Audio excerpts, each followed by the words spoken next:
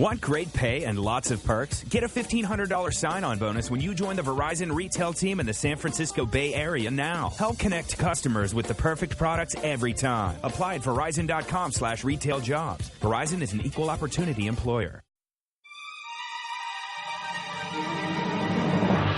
I watched that over and over again. You know, and I think maybe the audience will relate to this more than Heath or Eli will.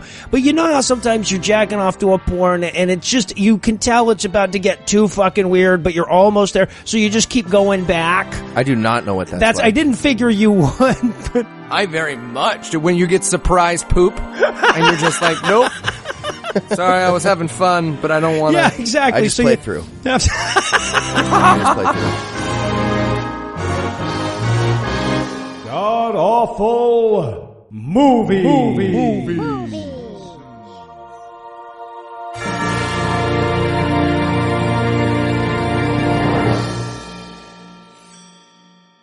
Welcome back to the GAM050, where each week we sample another selection from Christian cinema because moving wasn't quite enough to satiate my masochistic tendencies. I'm your host, Noah Lugeons, and sitting to my immediate left once more is my good friend Heath Enwright. Heath, welcome back. Dhanyavad. That means thank you. I speak Hindi now. Oh. Learned that from the really good subtitles. I gotcha. And sitting a mere 81 miles to my right is my bad friend Eli Bosnick. Eli, how are you this fine afternoon, sir? Good. Started wearing metal plates in my shirt. No reason. I'm just saying.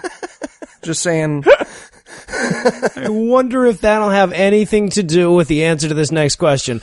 So tell us, Heath, what will we be breaking down today? Okay. We watched The Day When the Sun Rises in the West, film that shocked the world. Yes, that's it. It's the story of a group of Muslim friends who constantly meet up with each other at places from Call of Duty where they talk about whether or not the end times are happening.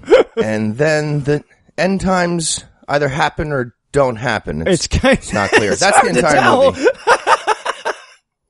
And Eli, how bad was this movie? Well, if you ever thought to yourself, I wonder what the kids of the people who made International Gorillas are up to these days, we found out. It's this movie. 50% 8th graders using their mom and dad's camcorder and 50% fatwa. I loved it. If ever a movie could be described as fatwa bait, it's this film. Yeah, it's taken us 50 episodes to get around to finally doing a Muslim movie, but we're brave enough now, apparently. We're gonna follow up the International Gorillas one. You guys are. I was against this, everybody who's listening. So, this may be a long list here, but anything you guys want to nominate this one for being the best at being the worst at? Ooh, I already started to mention it. I'm saying subtitles. This was the best, worst, well, really just worst subtitles, like, possibly ever to exist. They're almost unreadable. It's ridiculous. It's like, and you guys, not everyone's gonna get this joke, of course, only the three of us, but it's like reading Eli's fucking notes. And trying to figure out what the hell's going, fucking subtitles brought to you by Eli's notes. It was amazing. For me, it was like reading my notes after I do spell check. So it's even worse. I'm fine as long as I don't spell check it. Those assholes turn it into English. This was the least decipherable movie we have watched. I was desperate for this movie to end. It is relatively short. It's like an hour and 15 minutes, something like that. Mm-hmm. But this was one of those super duper hard ones to get through because I kept having to go back it was subtitles, so I couldn't look at my notes. So every time I looked down to write something, I would miss it and have to go back, and it was crazy, and there were so many notes to make on everything they said. And there was also like a ton of stuff that was super cash, but like, since we're reading the Quran, I was like, oh, I get that. Like, that's way worse than people think that that is. Exactly. Yeah, no, that was the real bad one for me, right? Look, like you said, every time you wanted to write something on your notes, you had to look away from the screen, and then you'd look up, and you've only missed one subtitle, but the thing the next guy is saying makes no fucking sense, and you're like, okay, do I go back and find out if it makes any more sense in context, waste that time again, or do I just assume that the last thing he said had something to do with being there in the flash of eyes? Oh my god, I was like diagramming sentences on my screen with chalk. I could not figure this out. Speaking of things that don't make sense, can I nominate this for best worst comedy shenanigans? I mean, we had a movie last week where one character challenged another to a banana fight. And had I known what we were going to watch this week, I would have been nominating those guys for positions at the Yuck Shack. The comedy scene accompanied with cartoon sound effects in this movie is so baffling that I actually thought the sound was coming from somewhere else in my home. I was like, I turned to Anna, I was like, did you change your cell phone ring? And she was like, no, this is how they tell us it's comedy. The spring got flicked. I guess. Yeah, I was going to go with best worst Foley art in general. That scene really, really does stand out, obviously, as the worst it ever gets. But there's so much just insane shit. Like, why would that be mic'd? Why would you add sound effects for that? In whose fucking universe does that make sense? That particular sound at this moment. Yeah, a lot of fun stuff going on there, too. One more. Best worst looking actors. Cause here's the thing. In Christian movies, we've found the actors are, shall we say, not the best looking bunch. No. But you get that they look like people. Everyone here looks like some form of chocolate that was dropped on the ground. They look like an old, basically, if you told me a witch turned a Baby Ruth bar into this entire cast, I'd get it. I'd get it. The cast of this is the same as the Raisinette Raisins from the old Let's All Go to the Movies jingle. Shit. Still gonna eat it though. Yes, we are, for some fucking reason. All right, well, we've been neglecting the rampant insanity of Muslim cinema for 49 episodes and counting, so we'll keep this break brief, and when we come back, we'll marvel at the no-budget insanity that is Day When Sun Rises in the West, film that shock the world. Hey, Todd, thanks for coming in. Have a seat. Thanks. Now, the reason I asked you to come in today is that I just got done looking over the subtitles you did for Day When Sun Rises in the West, film that shock the world. And, gotta say they weren't great. They weren't great. I see. I mean, even the title there, you're missing two definite articles, the tense is wrong on shock, and that's probably the best you did on any of the subtitles. I see. Now, I've looked back over your resume here, and I see that you're plenty qualified to do the job, so I'm wondering why we wound up with such a syntactically dubious finished product. What yes. Yep. So what happened? With the translating? Yes, with the translating. I furthered the words. You what? There were many words in the language, for then I put them in other words good. You just want to make sure I heard you correctly there. You just said you put them in other words good? That I sure did. Parentheses, laughing parentheses. With all of those words I did put.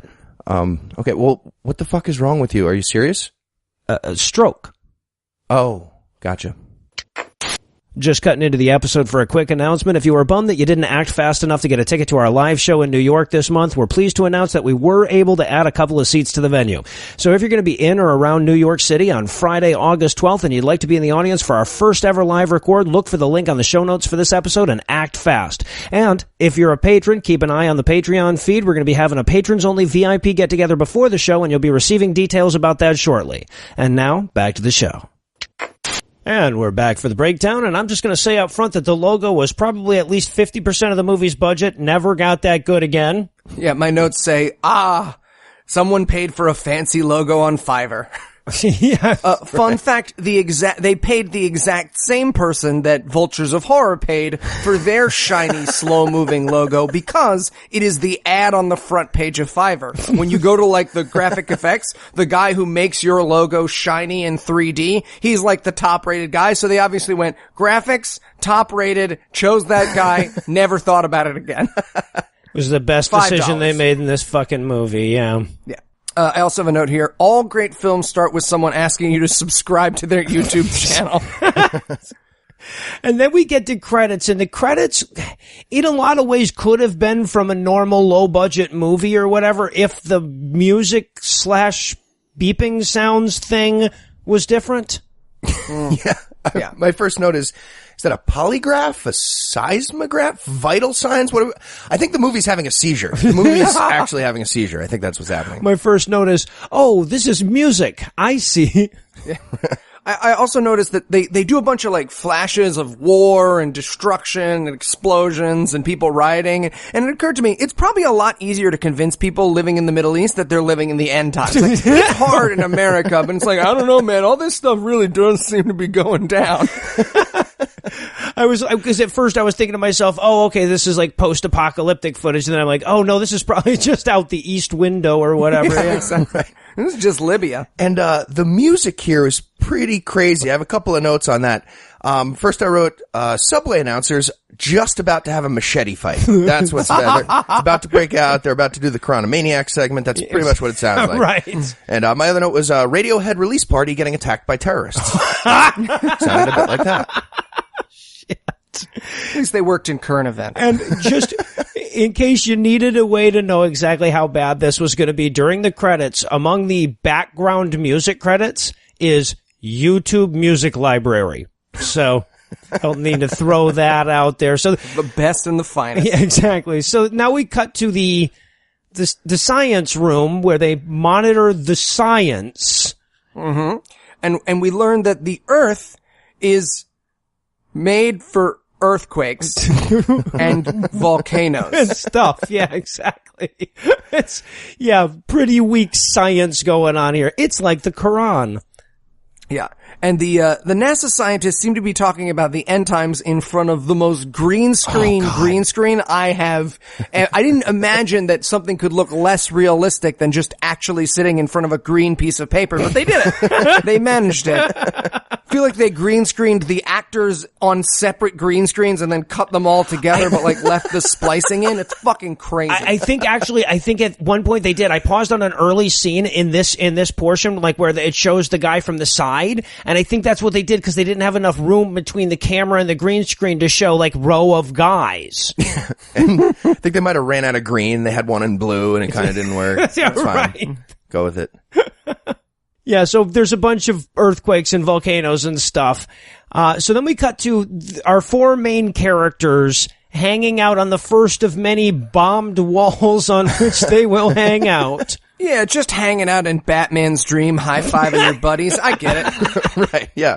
So, character 1 is laughing about women with character 2, character 3, and character 4. Yes, yeah. And, character 4 wants them to stop joking around and become proper Muslims, or else, consequences. Yeah, exactly. It's so character 4. So character 4. And let's talk for a second. So they're basically, these characters only are defined by their different, like, sins. Yeah. So one of them we learn in this scene is a ladies' man, and he's supposed to be doing bro talk, but because of the people made this movie don't know what bro talk sounds like, he's basically like, and then she was like, I can't live without you. I will kill myself. And I was like, do it. Kill yourself. And they're all like, no, you didn't, dude. You diggity dog. Yeah, this movie's gonna give it to you piecemeal, but I'll let you know right away.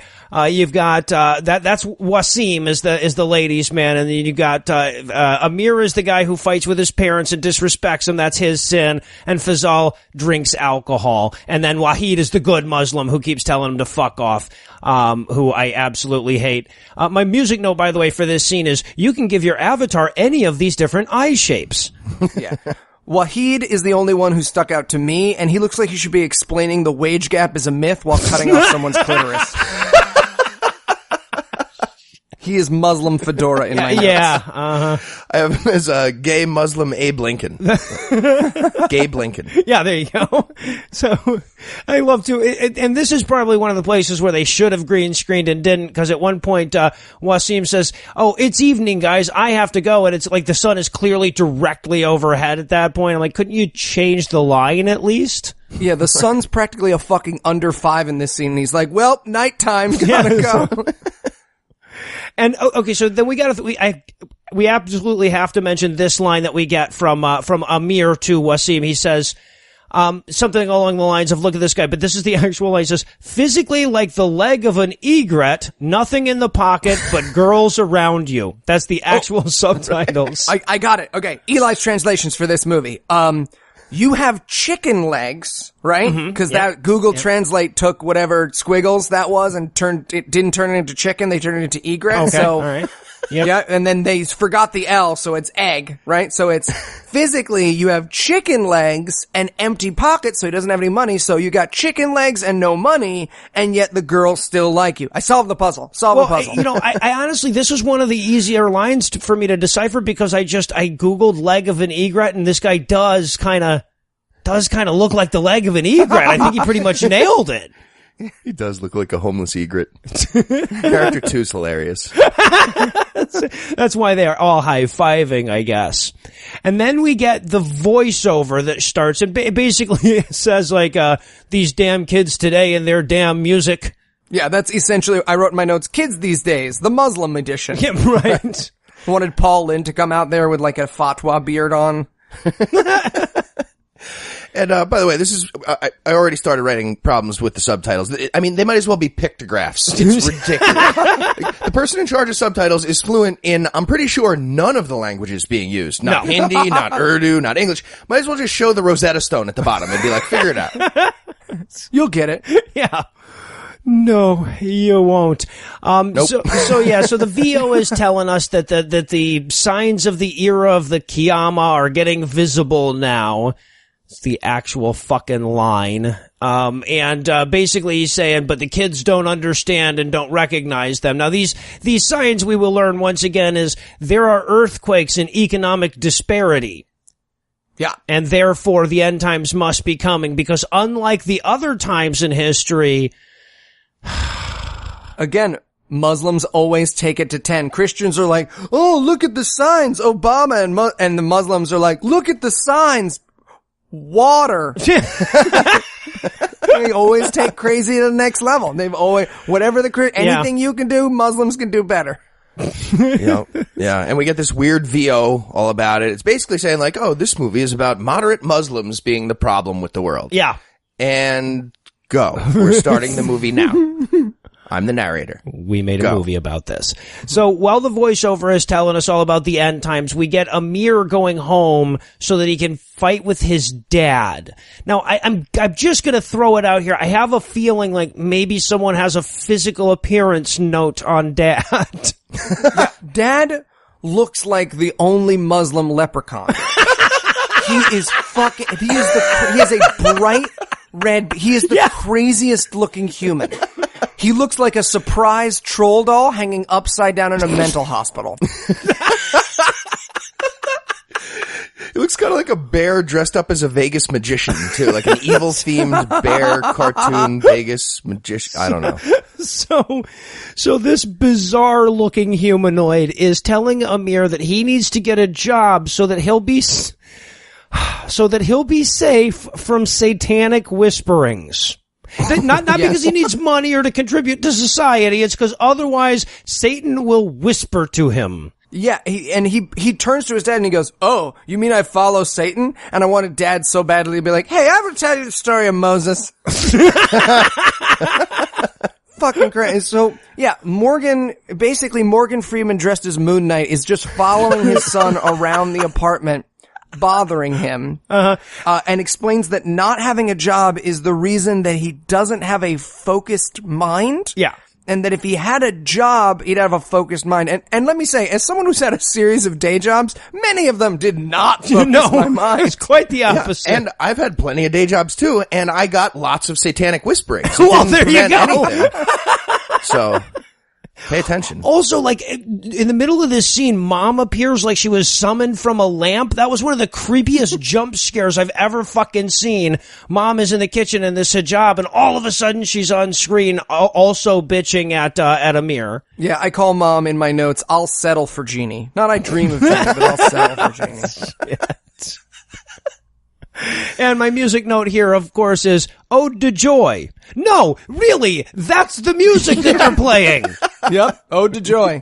In the middle of the fight with the parents. Couldn't be less appropriate. No. Oh, my exact note is, Ode to Joy is super inappropriate, but we already paid for it, so that's the music we're using. I guess so. And this is where we learn that he's supposed to be a teenager and not a solid 35-year-old who's balding. He looks like a middle-aged potato, and he's supposed to be roaming around with his fucking parents and going like, he's the same age as the fucking bearded guy.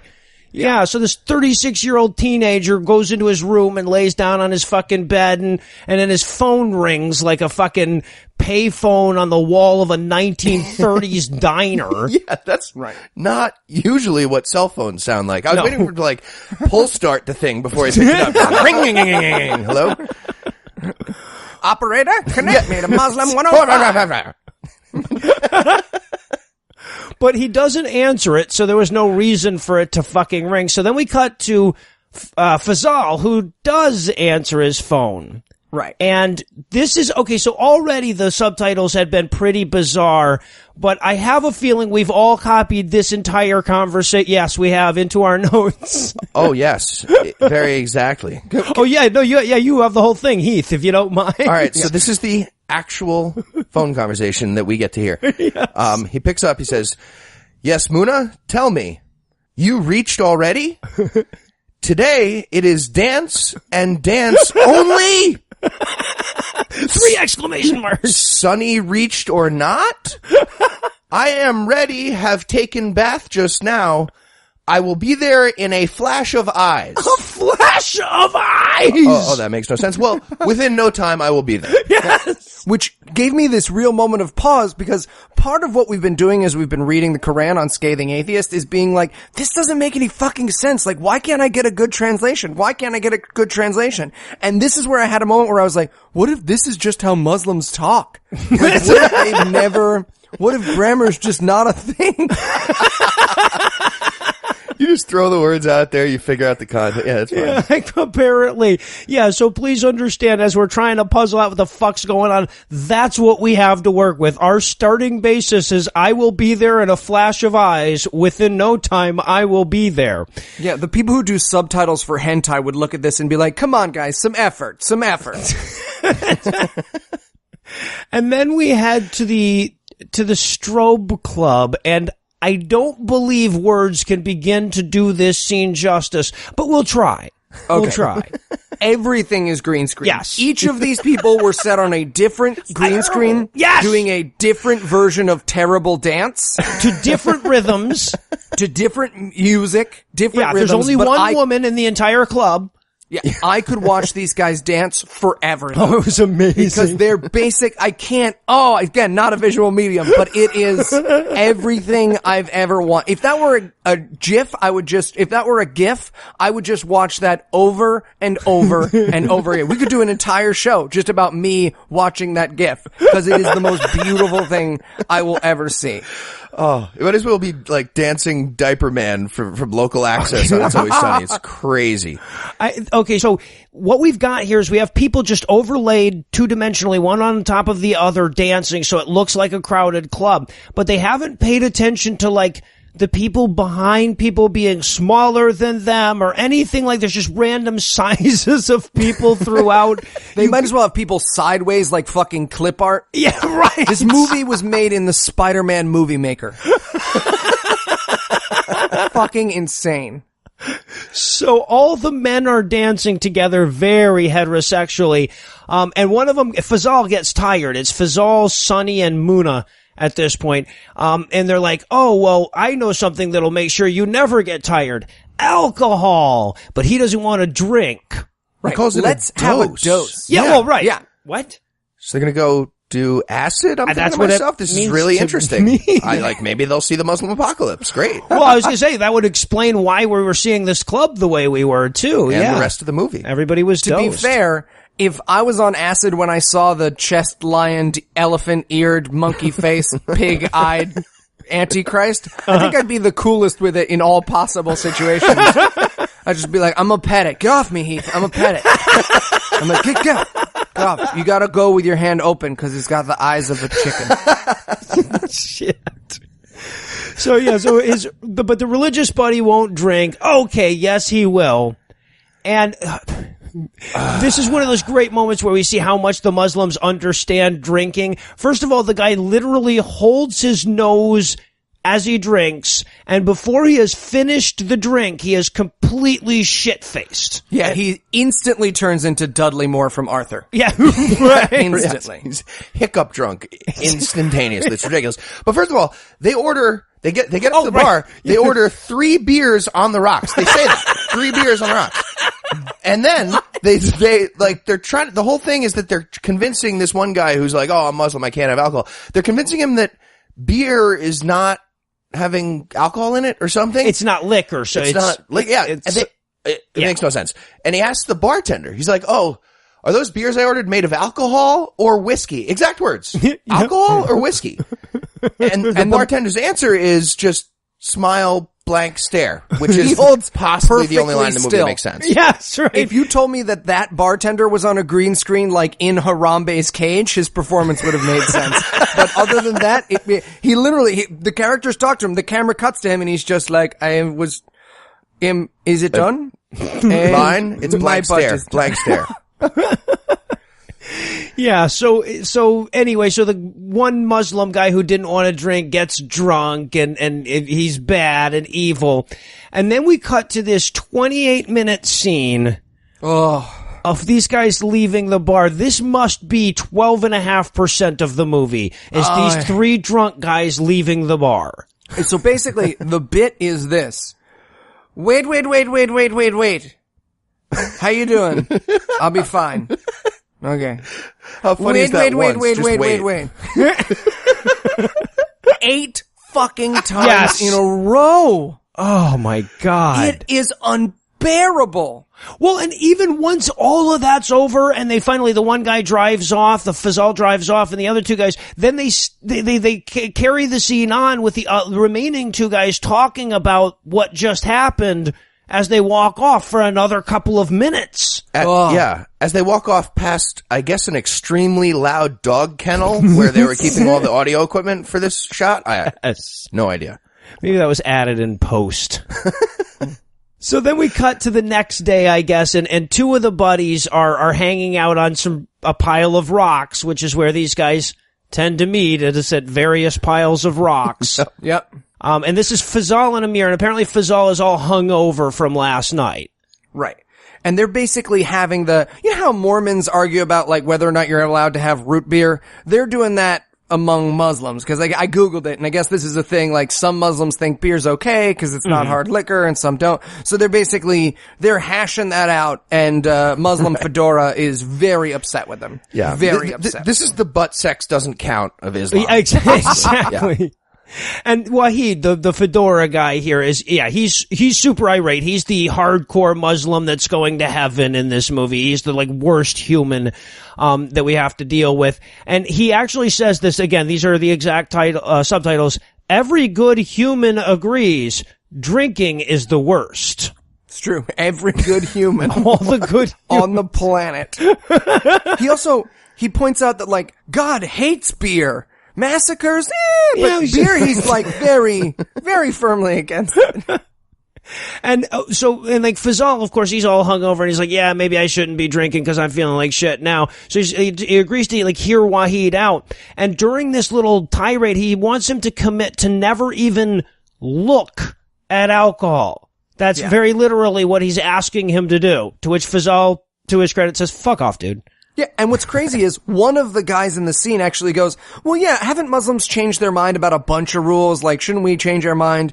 And he literally doesn't even acknowledge the point. He just keeps talking. He just says his answer is alcohol is the mother of all evils. That is his answer to haven't we changed our mind before? Yes. So I guess they get as sick of Wahid as I am, and I'll pick him up and carry him to the car. Right, but it's supposed to be comedy hijinks. Because they're having this very super serious conversation, apparently, where Wahid is telling them, he found out they're cutting at an after-school special, and then it instantly transfers to something tells me I'm into something good, and they carry him. He's like, no, seriously, guys, but if they threw him into a pool of other rocks, it would have made sense, but they don't, so it's crazy. So, and in continuing with that bizarre comedy theme, we are now going to arrive at one of those fancy cartoon sound effects restaurants they have in the Middle East for one of the most bizarre fucking scenes I have ever experienced in my life. I have no idea what happened in this scene. None. I watched it 3 times and then I made a decision. I was like, you know what? Fuck it. I wrote notes and I don't know what happened and I watched it 3 times. I forgive myself and I moved on. I'll never forgive myself for watching this scene. So they're all ordering some Tim Tim chicken. They have to fuck with the poor waiter a little bit, but they're getting some Tim Tim chicken, which, by the way, looks delicious. I've never had Tim Tim chicken, but that looked pretty goddamn good. But for whatever reason, every third line in this scene will be followed by a random Acme sound effect. Boing. Yeah, just out of nowhere. I mean, here's the thing. Guys, I think we've been really messing this up. We've been watching these movies, taking extensive notes, writing sketches for the interstitials, engaging with fans, creating content. Did you know all we needed was wacky sound effects? Take us up into the next level. Oh my God, it sounded like a morning show having an orgasm. It was so fucking weird. And they're just randomly inserted, like somebody will just say a line and there'll suddenly be a Is that a guitar string just broke right next to us for no reason? Yep. That's what happened in the movie. Yeah. So basically, the waiter comes over and says, what do you want? They say, surprise us. And he says, do you want some alligator? And they say, alligator? No. More like put some chicken in it. And then he's like, okay, I'll get you some chicken. And they're like, all right, make it with the fastness time of the hurry. Sieg Heil, Sieg Heil. And then it's over. And then he walks away. And then one of them is looking at porn at the table? What? Yes, okay, so yeah, one of the characters is looking at something, and Wahid says, stop looking at all those filthy images. We're like, what is he supposed to be looking at? At least let us see that. We've earned it. Well, and how does he know there's obscene pictures over there if he's a good Muslim? How would he even protect your eyes? You protect your eyes. Yeah, right. How do you know I have porn? Yeah, exactly. If you saw me at the gay club last night, we're both indicted. And then they are instantly brought their food. They ordered 3 seconds ago, and the guy just walks over and he's like, yep, here's your food. Yeah, here's your Tim Tim chicken. Might be a little underdone, guys. Might be a little, anyway. So, and then we watch him eat in fast motion to cartoon sound effects. Oh, maybe they cooked it in fast forward, too. Oh, that's probably how it happened. Oh, okay. It just follows that chicken around, the fast forward does. Yeah, so we get some hilarious stuff about how one of them eats chicken really fast. Yeah, he gets congratulated for finishing in 5 minutes. And then the next line is, but 8 equals 8 persons. 8 ATE equals the number 8 persons. Yeah, what the? You can't have homophone jokes in the subtitles in a different language. That would make no sense. Also, that's not a joke. No, it just makes no sense. Exactly. And this is where we get the blind guy, right? So Wasim needs to leave for whatever reason. And as he's leaving, he runs into this blind guy where, first of all, he is the most ridiculous douchebag of an asshole to this blind guy that you can possibly imagine. And then secondly, the blind guy is so irritating that he ultimately deserves it, and I don't feel bad anymore. Well, he bumps into him, right? This guy is classic. He's so clearly blind. He's wearing the dark glasses. He's got the stick. He's practically got a sign that says, like, I'm blind on his chest. But he bumps into him and he's like, hey man, why are you wearing those dumb glasses? You're gonna bump into people. And he's like, oh, I'm very clearly blind. And the guy's like, oh, blind, right, yeah, I guess. And then the blind guy replies to that by saying, that's the only thing wrong with my body. Yeah. What? Clearly trying to pick Wasim up at this point, I would think. He just was like, oh, sorry to bump into you. You gotta watch where you're going. Oh, I'm blind. My dick works. I'm sorry. What? Really well. Just saying. Well, and then Wasim's bizarre reaction to this is, what are you complaining about being blind for? Some people don't even have limbs to put their bootstraps on. What the fuck are you talking about, man? He's like an unimaginable asshole to this blind guy. And then he goes like, well, if you were blind, what would you see or what would you look at or whatever? It's like, tits, dude. I would look at tits. Yeah, and the blind guy's answer is everything that God created. So the answer is the things you can see with your eyes. And it's supposed to be this very poetic, moving moment where he's like, oh, I would look at the sky and those naturally occurring boats that God created. Yeah, those are dollar on the dollar. But instead, what he is saying is, I would look at things. Yeah, right. Yeah, exactly. And I would probably dig it. Yeah. At which point, the other character reacts like he's just run into Morgan Freeman for the first time inside Shawshank. Like it's this great nugget of wisdom. So much so that it causes him to have a flashback to when he was sitting at the table doing nothing. Yeah, well, he was supposed to be looking at the porn or whatever. Yeah, exactly. And by the way, the blind guy actually says he's glad that God blinded him because he can see no evil. So he's like safer somehow. Only problem is though, now you can hear evil super well because you're all honed. So I don't think it's as safe as he thinks. All right. Yeah, you might hear this show, for example. So, all right. So, and then he leaves after running into the blind guy after having this big moment or whatever. And it comes back to the other three friends talking about whether or not Wahid is going to go to the birthday party. To Wasim's birthday party or whatever. And they're like, oh, Wahid never goes to birthday parties because he's too Muslim or whatever. Right. To which Wahid is like, no, my friend will be 1 year closer to dead. Of course I'll go.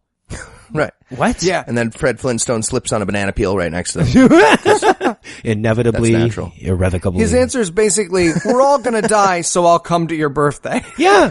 Well, now that you put it like that, party on. So now, okay, and then we cut to Dad, and this scene will eventually be given meaning, but not yet. So what we're gonna see is we're gonna see the dad with the red beard, the leprechaun dad, out shopping, and he pulls open the thing and he sees two women just, standing there looking at cards, and he's clearly either furious or masturbating under his clothes at this. And the music note here is, old guy's gonna shoplift. Sounds like a serial killer playing a piano for his victim right before he kills him or something like that. And then, really weird. And then the scene ends. That's all we get. Like I said, eventually this comes back, but I'm like, is Dad stalking these Something chicks? evil was supposed to be happening, but no, they're at a Hallmark. Yeah. And looking at cards. Mm-hmm. I didn't realize that was forbidden, but he's gonna have to honor kill the shit out of that. That's what we're gonna learn later, yeah. And now we get, was it Wasim coming home? Yeah, it's character one in case you're lost. Oh, yes, character okay. One Yeah, comes so home. character one comes home where his dad is sweat shopping. Yeah, he's part of a mom and pop sweatshop. Oh, Yep, okay. it appears. He needs $100. Yeah, exactly, for a book for college. Right. And his dad's answer is, no, get a job. Well, his dad's answer is bitch at him for a half an hour and then give him the $100. But yeah, and that's how my dad worked too. Yeah, I feel like this movie is about what the guys at my deli are shouting at each other. I'm always like, oh, how's that sandwich coming, guys? You sure seem upset at each other all the time. Crazy. No, beer is not liquor though. That's in case that helps. And then Dad asks him, so he finally gives him the money, he bitches at him, then he finally gives him the money, he goes, have you prayed today? And his response is, yeah, I'm regular. I expected him to pull out Muslim musil and be like, I'm regular thanks to Muslim musil. Yeah. Dissolve instantly in water. Prayed for a dry shit. It worked. Perfect. Yeah, this is, by the way, where they finally clue us in that this character's name has been Wasim this whole time. I think that was the last of them, So as we're digging through, this was a big moment.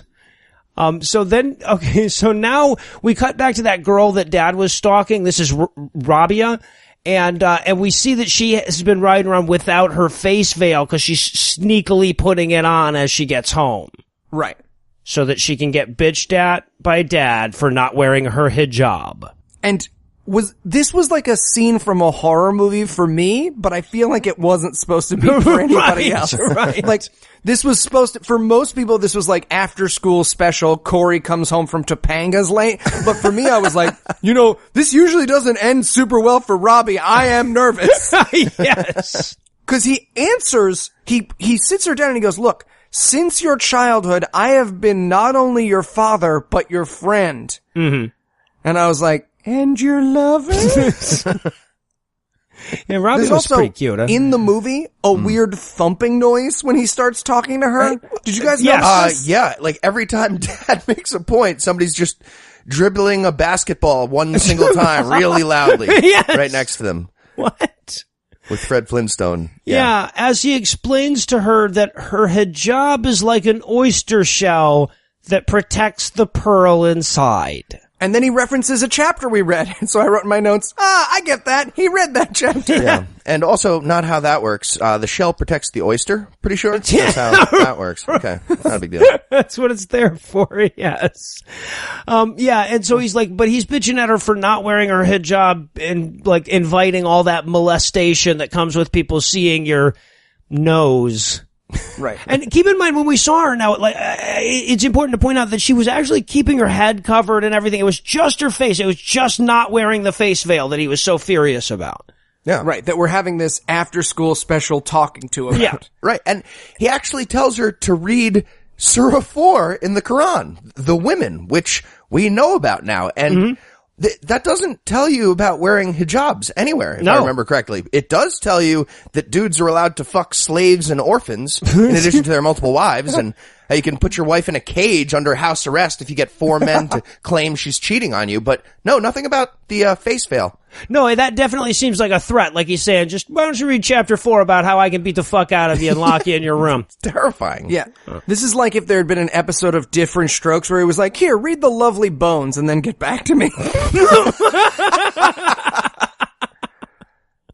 Also, and this wasn't apparently her only sin, because he goes, I noticed that you were also looking at greeting cards. If you're buying one for a female friend, that's okay. But otherwise, you're going to burn in hell and I'm going to throw acid at you. Yeah, he said, if you were buying that if you were buying a greeting card for a man, you do great dishonor to this family. Yes. Right. Yeah. You can only go to Halal Mark and for ladies. And like, what does he think is happening? Like, she's giving him to dudes like, get well soon, and I want you to shove bacon inside me. Hallmark her on. Like, what? Yeah, and of course, twice in a row, her subtitle is Yes, Dady, D-A-D-Y, drove me fucking nuts. So then and then at the very end, before she leaves, he very clearly threatens to beat the fuck out of her, because he says, if this happens again, I will come to you not as a friend, but as a father. And I'm like, okay, what the hell else could that possibly mean? Right. I was expecting the next kid to walk in and for him to yell at the other kid for not killing Jews. He's like, all right, I want you to read pretty much all the other surahs. And you're gonna find... Surahs 1 through 3, and then Were you 5 hanging out and with up. Moishi? Let me see your sword. That looks clean. That looks very clean. We're going to have to talk about this. And as if we hadn't really emphasized this point enough, the voiceover comes back on at this point to say, basically just, yeah, poor dad, he sure seems to be having a rough go of it, doesn't he? Yeah. That's it. The voiceover just comes on and says, yeah, it's tough to raise kids these days, isn't it? Yeah. Yeah. And then we get the next fucking scene, which is the friends meeting on different rubble elsewhere. Right. Yeah, just time to hang out in the fucking Sahara again. Yeah, hey guys, you want to sit on some rubble again today? Found some awesome rubble out past the mall.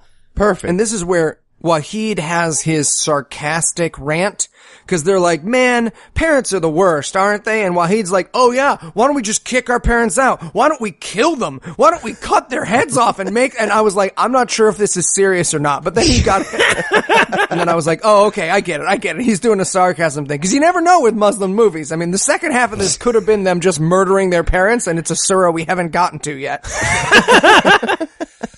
And I want to point out what a dick Wahid is being here, too, because this is Amir that he's bitching at. It's Amir's birthday. He shows up a little late to all the buddies meeting on the rubble. He's late to the rubble. So, and then when they ask him why, he says, like, well, my parents were giving me a bunch of shit. Oh, they drive me nuts. And then Wahid jumps into his, yeah, why don't you just rape him in the fucking neck hole then? Right.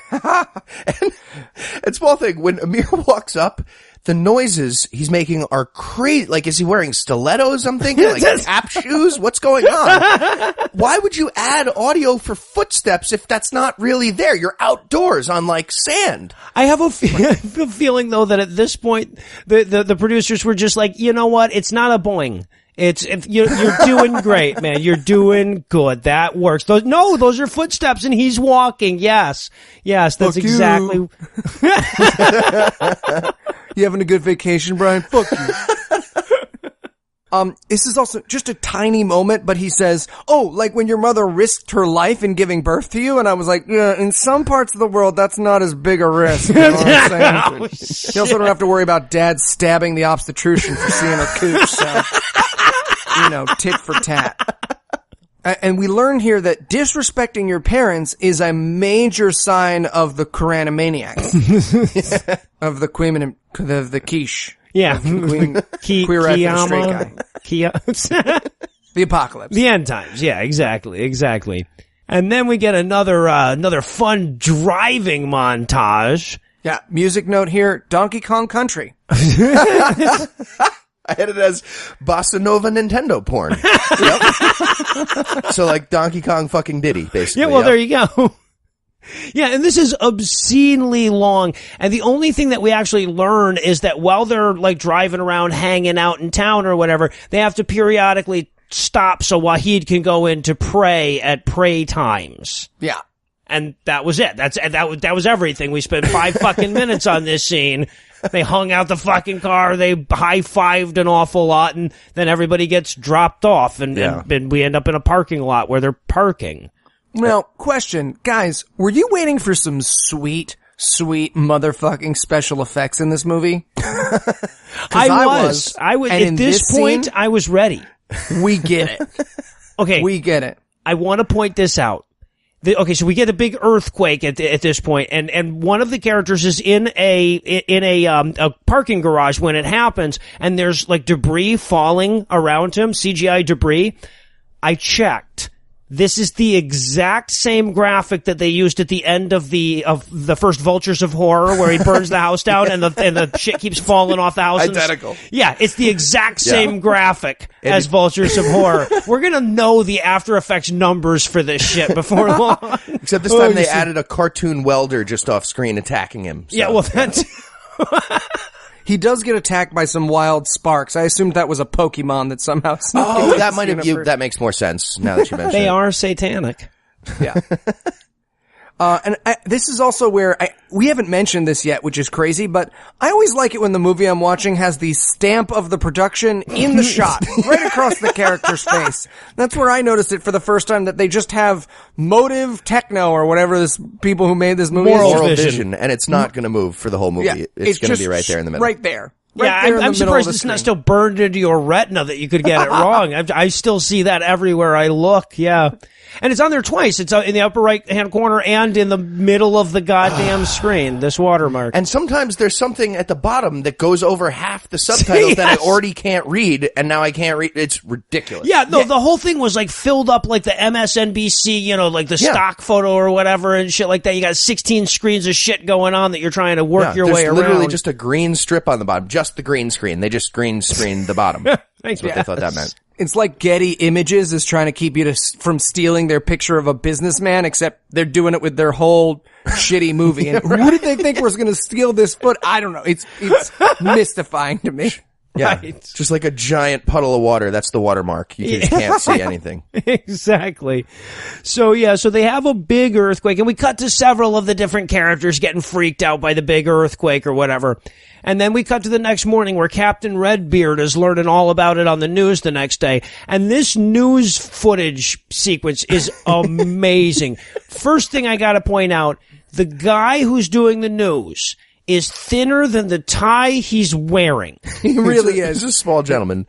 And he says, several people were affected by the earthquake last night. That's several. What he says. Yes. Several. Such earthquake has occurred for the first time after a long time. The next thing he says, exact words, and boom goes the dynamite. He may have had it. I just thought it was nice that these people watch the same TV channel as they watched in Leap 1 and 2. You know what I'm saying? It's all one universe. That's what I'm saying.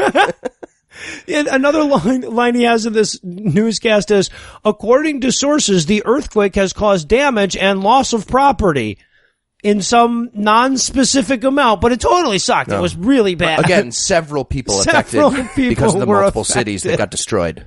And then he goes, and before we continue with this news report, first some more news of this report. Am I done yet? Am I done? Said I could have some of that leftover chicken Tim Tim. The sound effects chicken. Everybody really said it was good. And everything Eli just said was like one word in the subtitles. Because they're using way too many syllables at this point to match the subtitles. It's impossible that I'm getting enough information to hear what they're actually saying. Yeah, it's like the Lost in Translation. Yes. Yeah, with exactly. Bill Murray. Yeah, so then we cut to the next day, and now the pals are chilling. For the first time, they're on a non-destroyed wall that they're hanging out on, for which they needed to green screen. Yeah, well, if they couldn't find a fucking non-destroyed wall, what are they, fancy princess here? It's not day That's after because tomorrow. Americans are thorough. Yeah. Thorough.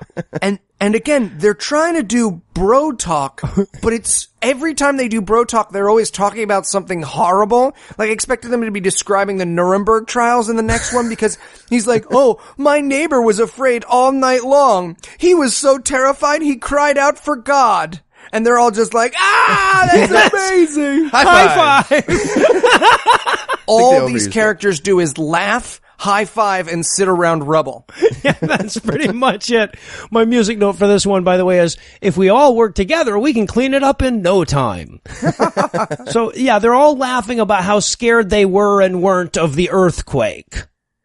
And that's when Wahid has to go off on his little rant about, he says about how there's more earthquakes. He says, in the last 3 years, earthquakes have increased 75 times. Yeah.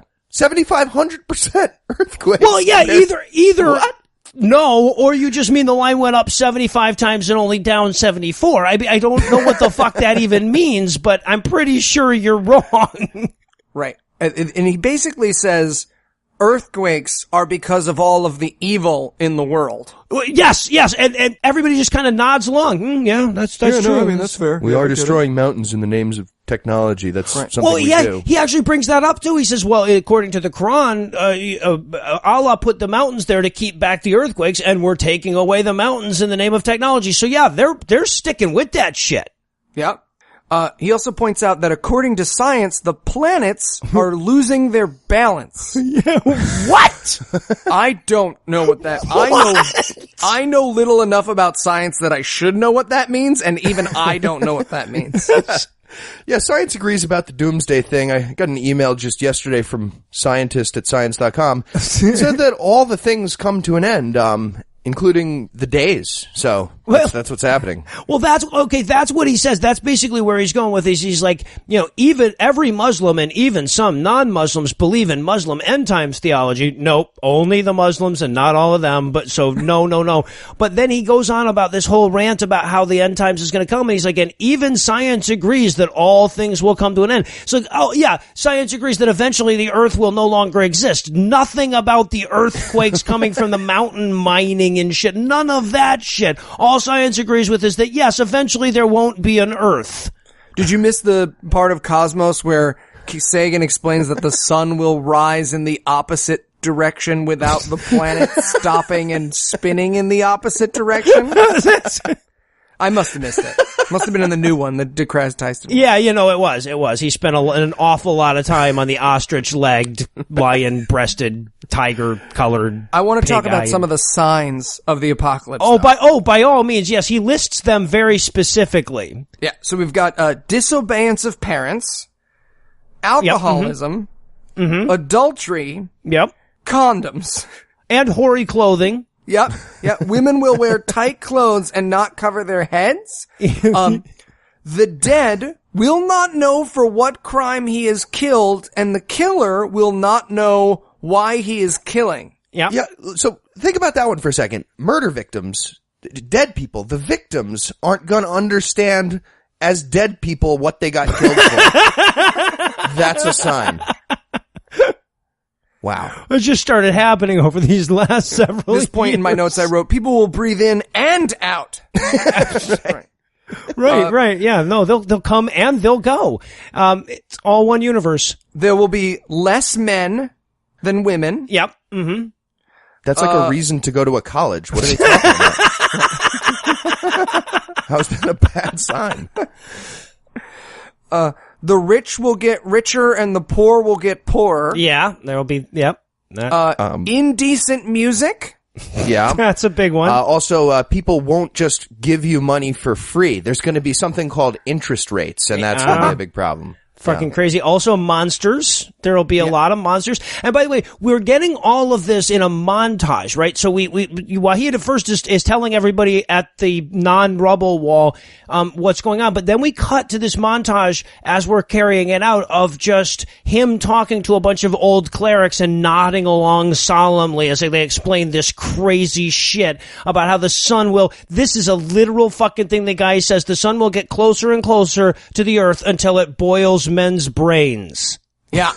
Like that would be the first thing that would go if the sun got too close to the earth. Your brain would boil. Yeah. Well, you'd be fine otherwise.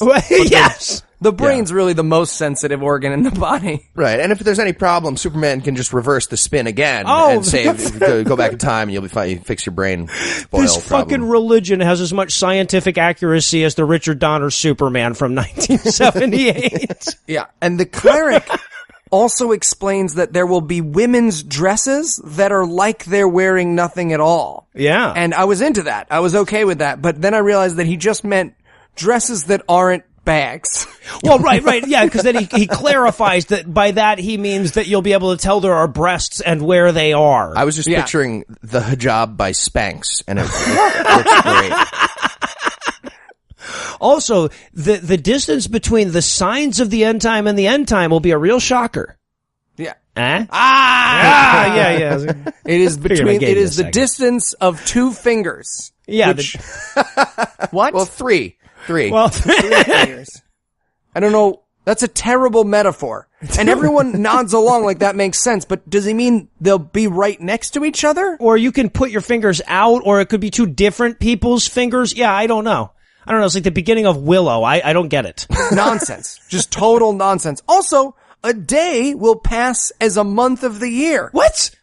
What does that mean? And hours of, days of, I no fucking clue. And that's when I started thinking, like, this is why the goddamn translation is so bizarre, is because at certain points the guy was like, why am I even fucking trying? There is no way any of this will ever make fucking sense. I'm just Google translating the whole fucking thing and putting extra periods in there. Right.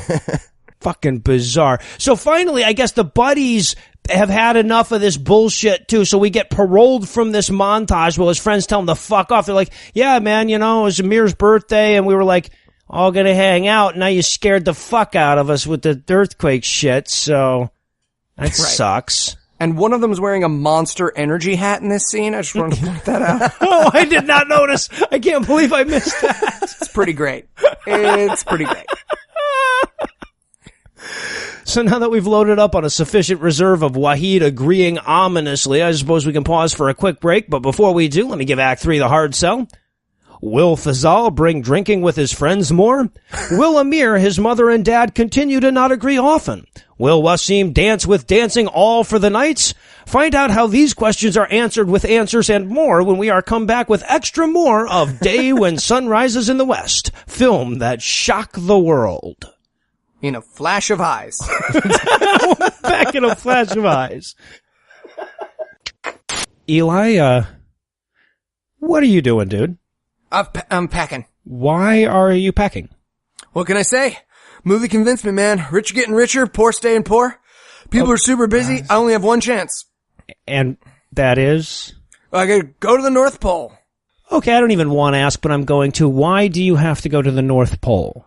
Okay, so the way I figure it, sun can't rise in the west if I'm always on the north, right? So, boom. Take that, Muslim god.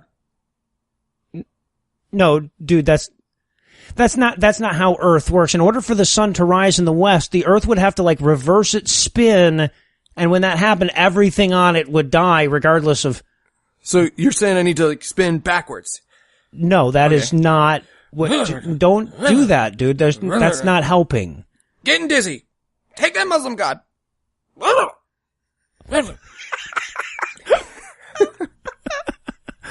love how much visual humor you bring to this show. And we're back for more of this abject nonsense, and I want to say, as boring as this motherfucker has been up to this point, I promise it was worth it to make it to Act 3. It's going to be straight insanity from here on out, and we learned that with the very first line. So this next scene takes place in a diner, and again, we're listening to the news. This is the actual subtitle for the news. I'm complete with misspellings and double periods. Breaking news.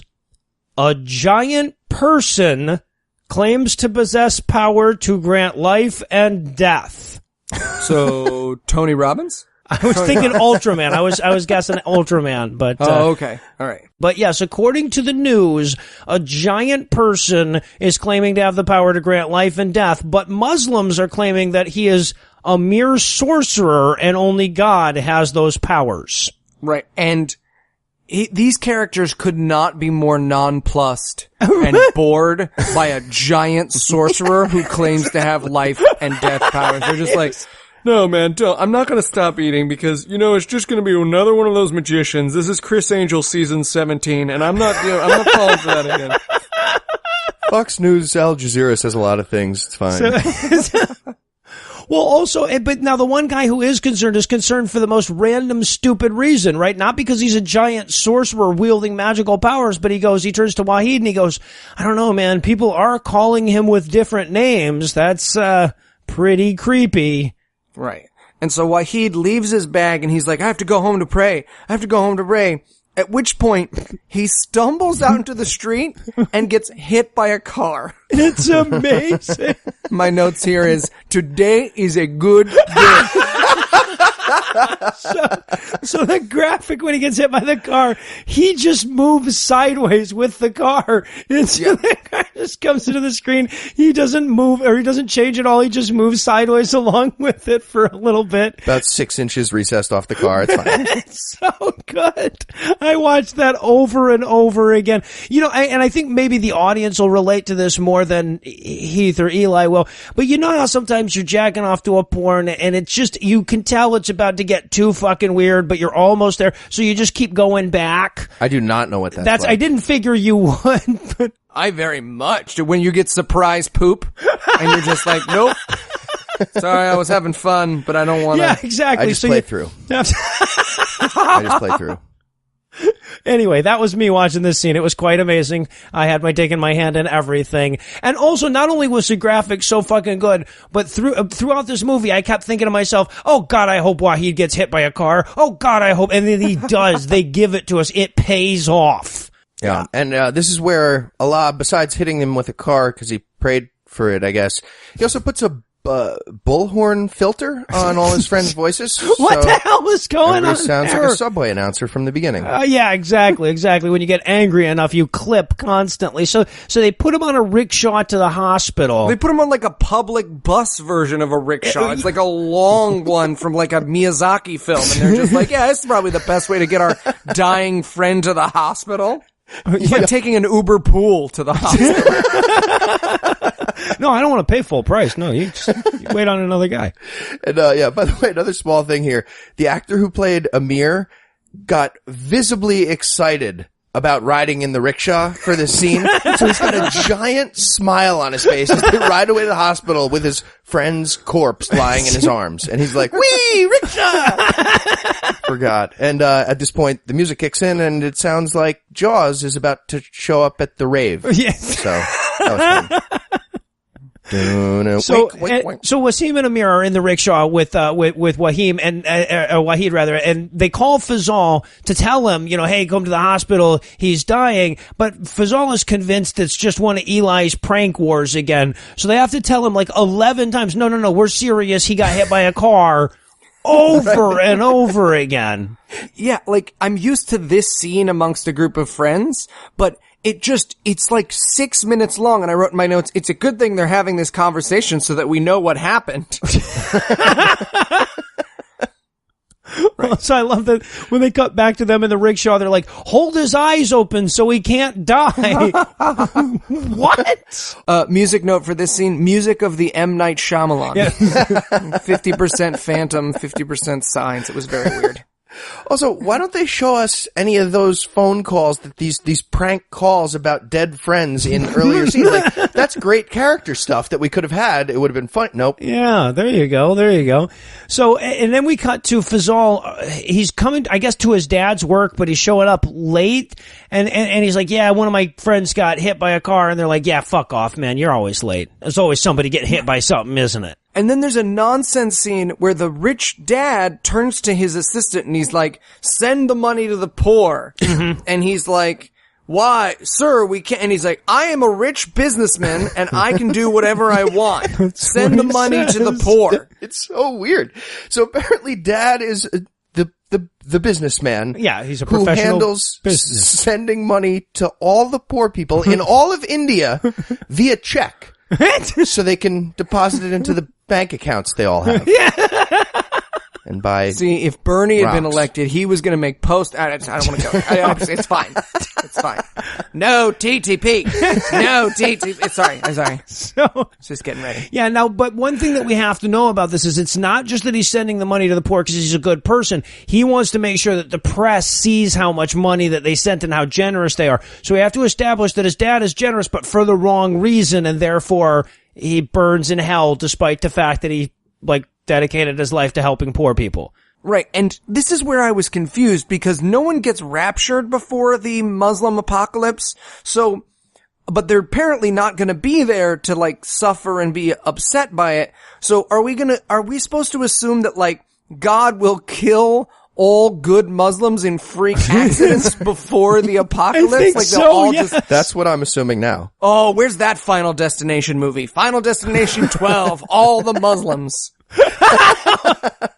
Trump would support it. Yeah, no, I was going to say that would sell in America. That might knock God's Not Dead off of that favorite Trump voter list. So, yeah.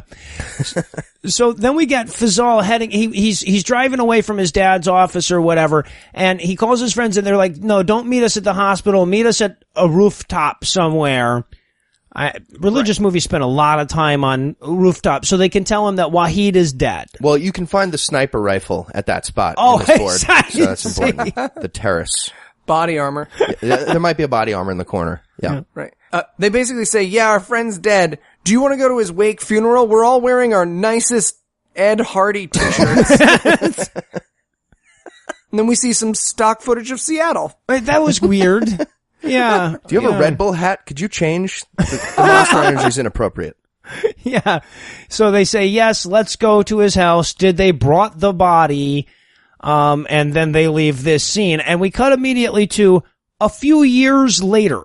There's no reason. None. No, they No had reason. the few years later, and they didn't even have the indefinite article there. They just had a few years later written on a title card and wanted to use it. Why say few? You can say 3 if it's 3. Just you decide. You're writing this. Are you hedging your bets in your own fictional story? Exactly, because the first line here is, if you look at the last 3 to 4 years. Yeah, right. Again, just pick a number and go with it. Say several or say few. But no, just say 3 or 4.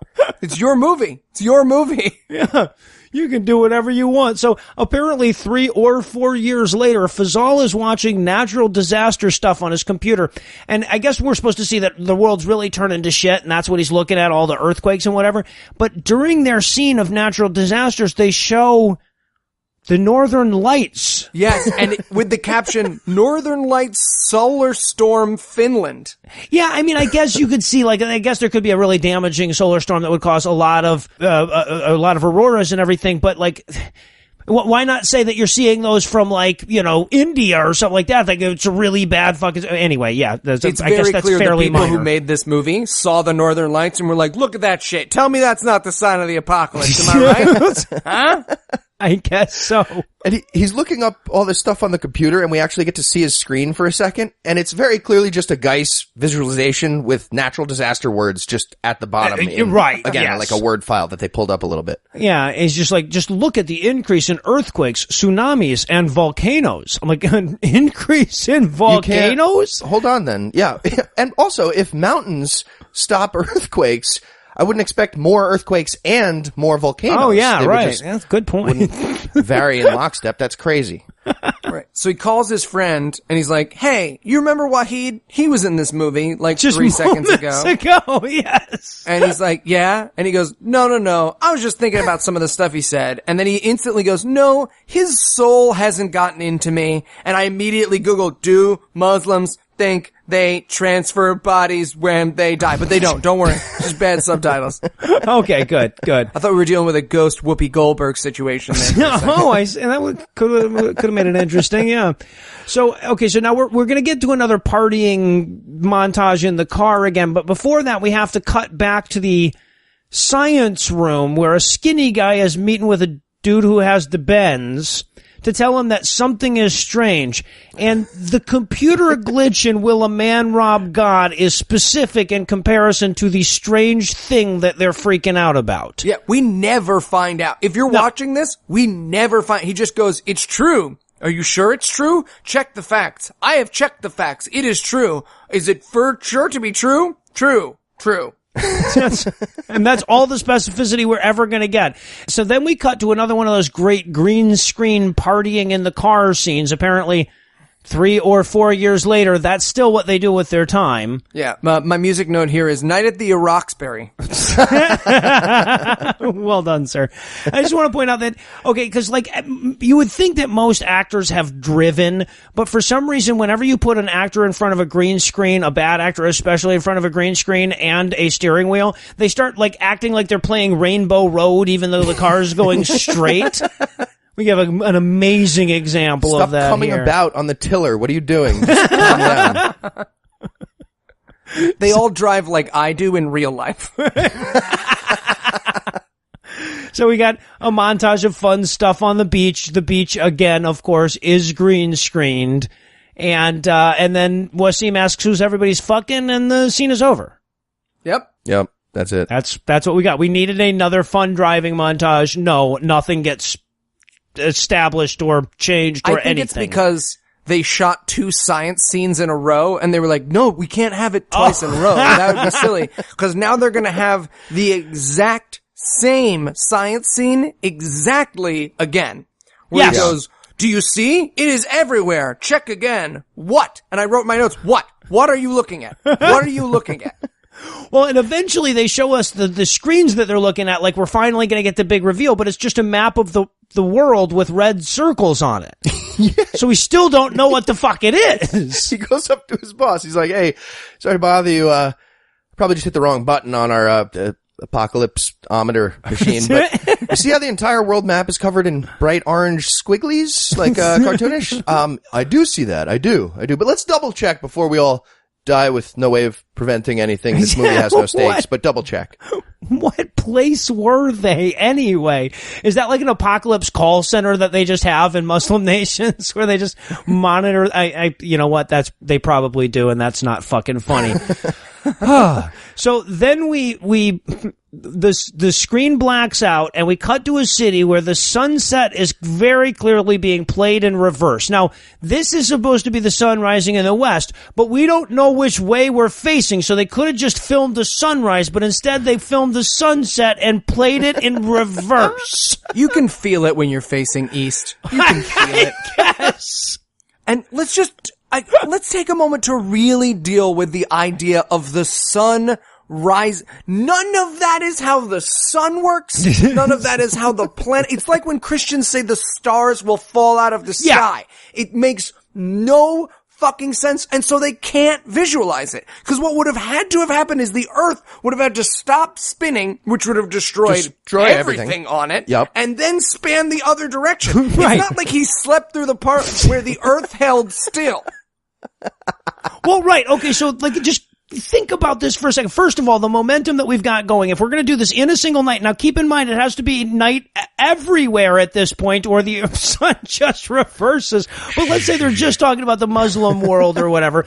So what would have to happen is in the course of one night, the Earth's momentum would have to stop spinning. What is it? 90,000 miles an hour or whatever, and then stop cold and reverse. So not only would everything be thrown at 80,000 miles a fucking hour in the other direction, but also the fucking world would no longer be oblate, so the fucking oceans would rise on either like the South and the North Pole, and a giant supercontinent would rise up through the middle of the fucking Earth and then sink back down as it started spinning at the same speed automatically the other way without making a single rotation. Yeah, kind of hard to see how that works from a physics perspective. Yeah, that doesn't happen, and then the earthquakes that people don't sleep through. Yes. Yeah, right. A couple of earthquakes was enough to freak them out. The entire world changing its continental configuration twice in a night wasn't. Okay. So now the sun rises in the west and also, of course, is an amorphous blob of lens flare for some fucking reason. Right. And then he calls his friend to, like, see if he was just crazy. And he says, "Did you see what happened?" And the guy's like, "What? It's the sun." How did this guy know what they're talking about if he didn't notice the planet started spinning the other direction and the sun? What?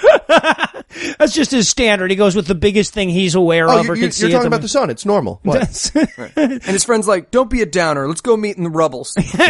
Apparently, yeah, Wasim is surprisingly nonplussed by the sun rising in the west shit. And of course, according to the news, the sun rising in the west has caused much hustle in the world. Would have been plenty stupid enough if they hadn't spelled hustle Hussle, but it was, and they looked did. right to me. Also, the news says that sun worship has risen. I'm sorry, is there an index you check for that? It's on the apocalypsometer. Of course. It's very hard to do a Pew report from 8 in the morning till 10 in the morning. It's really, you gotta admire those people. Yeah, especially with the Earth entirely destroyed. Oh. Yeah. And of course, now the scientists also don't seem to be too surprised by this because according to the news, scientists are claiming that now onwards, sunrise will take from west. That's what the subtitle said, so I'm giving And then he meets with his friends, and his friends are all freaked out. But before he gets all worked up about this, he goes to see how his dad's business is doing. Apparently. Yeah, and Fazal's dad is just crying at his desk, totally losing his shit. Right, gnashing teeth. Yeah, gnashing of teeth, yeah, exactly. And his response to this is to steal his dad's computer and leave to go meet his friends out on the plane. Very clearly, yeah, he's like, you know what would be great at the rubble? A laptop. So he meets his buddies at the good rubble, and they Google, well, first of all, we have to watch him walk up to the rubble from 11 miles away for some reason, and then they Google signs of the apocalypse. Right. And then the internet, they Google signs of the apocalypse, and it's like a flash montage of totally the apocalypse, totally the apocalypse. And then the internet goes out, and I wrote, maybe the internet is rising in the west. Have you tried facing the opposite? Make as much fucking sense as this movie. Unplugging the sun and then plugging it back in. Yeah, now, but the important thing to note is that Wasim is being a total pussy about this end of the world stuff, and so's Amir, really, when you come right down to it. And then the nothing from Neverending Story rolls in on the horizon. Yes. What the fuck is going on? Anyway, so meanwhile, in the science room, shit is hitting the fan. Right. We learned that the distance from the sun to the earth is decreasing. The earth is falling into the sun backwards.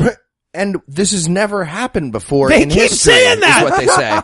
Except for half of every year. But otherwise, the sun never gets... The Earth never gets close to the sun. Yeah, it's fine. Shut up, Heath. You know what they meant.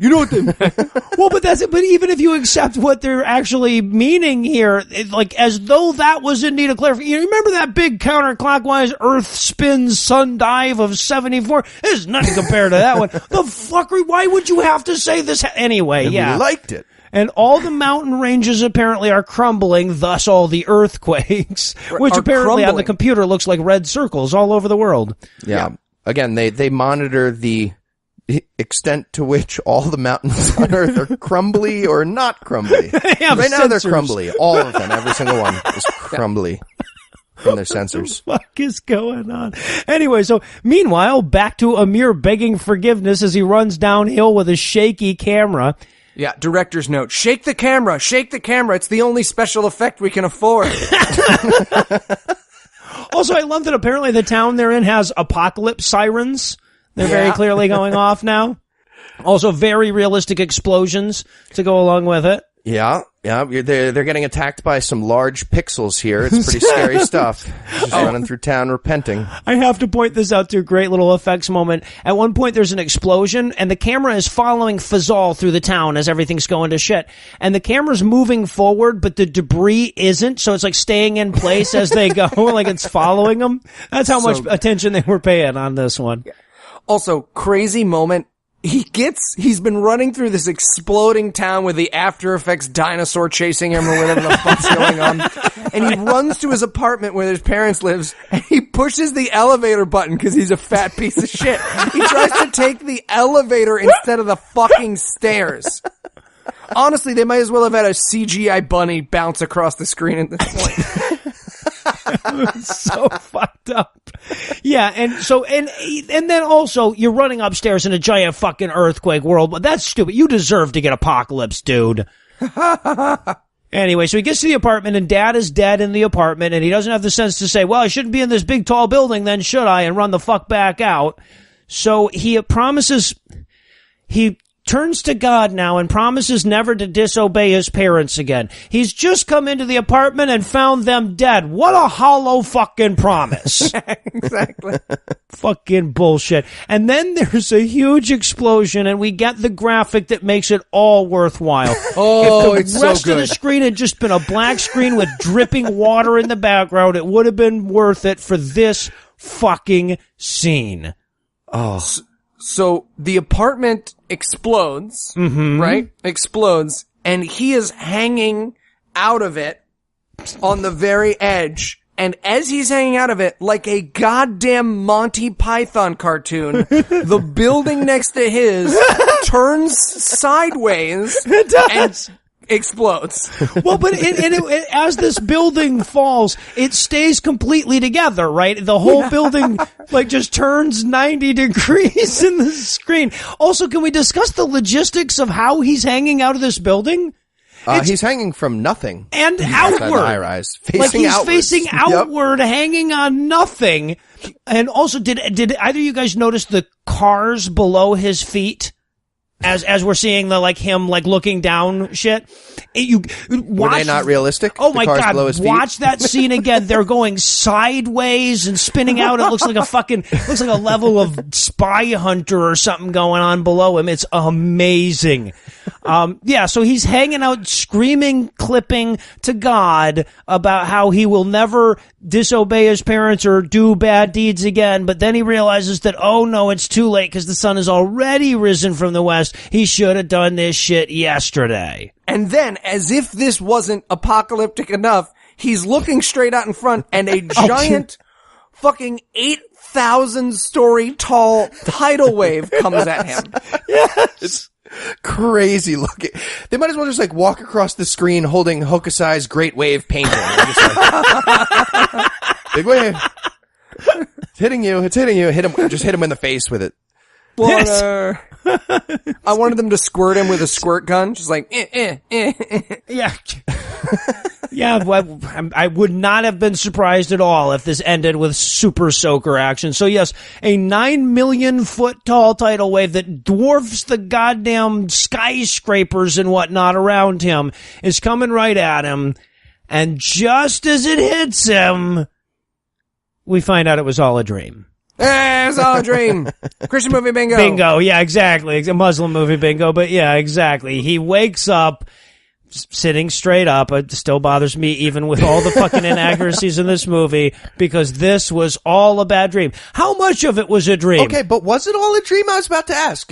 They do not answer this first. No. Think. And we start the not answering by the fact that we don't have a specific time that he went to sleep that we can now cling to or whatever. You know, usually the It Was All a Dream movie has that moment where he hit his head at the beginning and that's where he's going to wake up. But no, we don't know if Wahid really got hit by the car. We don't know if the fucking giant with the sorcery powers really happened or anything. But at some point, it was all a just dream. Pushed him back into bed. It's entirely knocked him unconscious along the way. No less realistic than the explosion that put him outside 10 feet hanging from nothing. I mean, why wouldn't a wave be able to push you back into that apartment?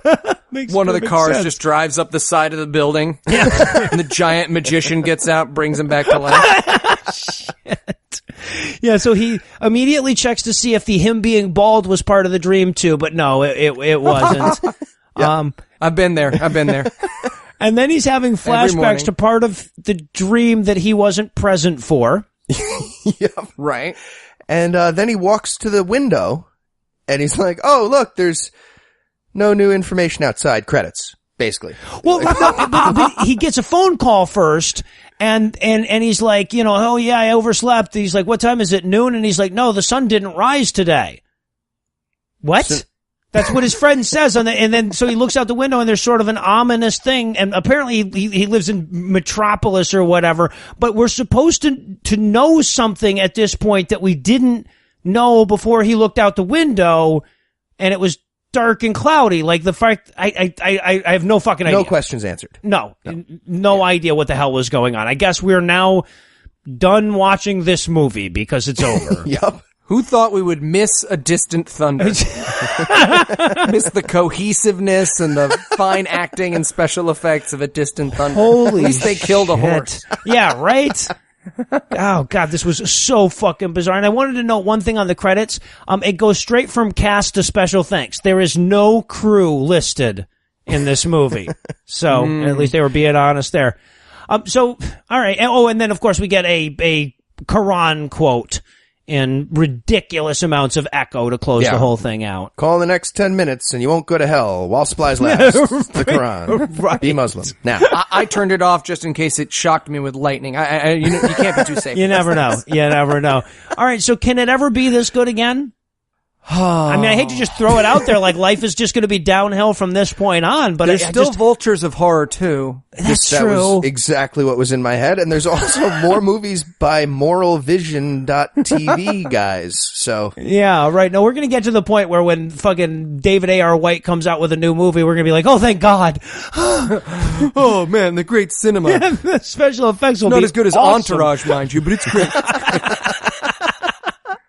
Who will Turtle try to fuck this week? Now, I'd love to rate this on some kind of numeric scale, but who the fuck knows what kind of numerals Arabic people use. So instead, we're going to assess this film with a quick question. What is the worst thing that you could have wasted the $11 budget of this movie on that still would have been better than this movie? Ooh, I'd buy everyone a round of beer, liquor, whiskey, seltzer, juice, dose. I like acid, mine on the rocks. Meth drink on the rocks. Yeah. I'm going to go with a family dishonoring greeting card for Kevin Sorbo. He knows what it means. He knows what it means. Put some bacon inside me.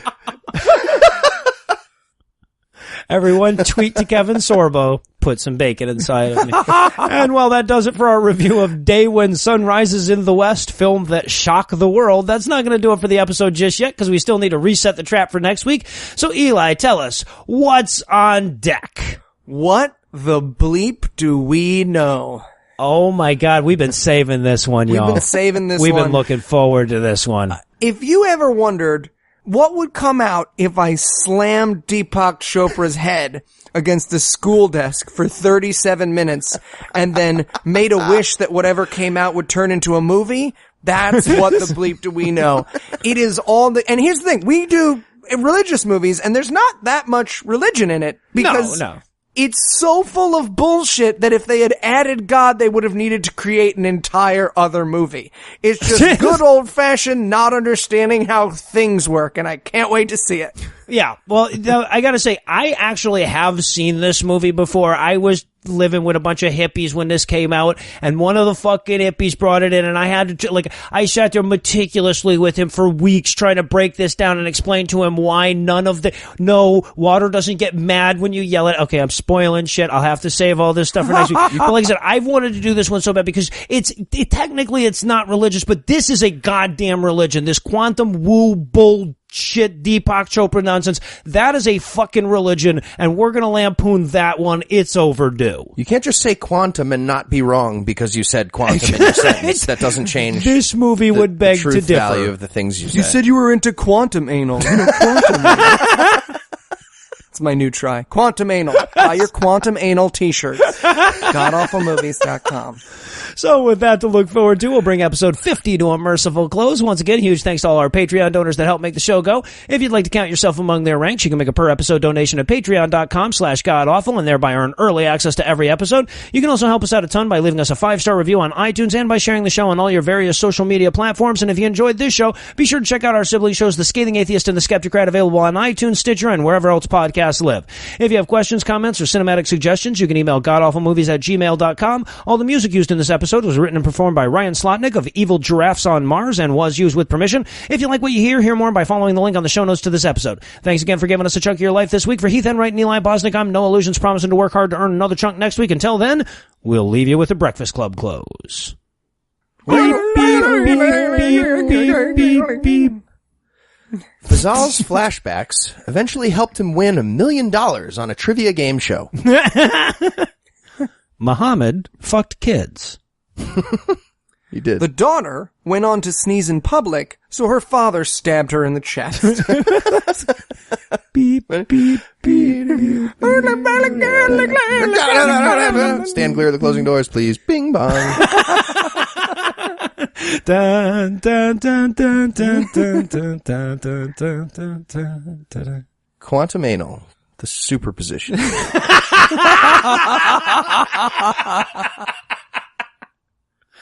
Oh, one guy. One guy. Or all the guys. There's no way that we could You can't tell. We looked at it. How many basketballs are in my mouth? The hardest part of Eli's job is that we have to ask him for 15 seconds or so to be silent. Okay, that sounded like 10, 15 seconds. Oh, God.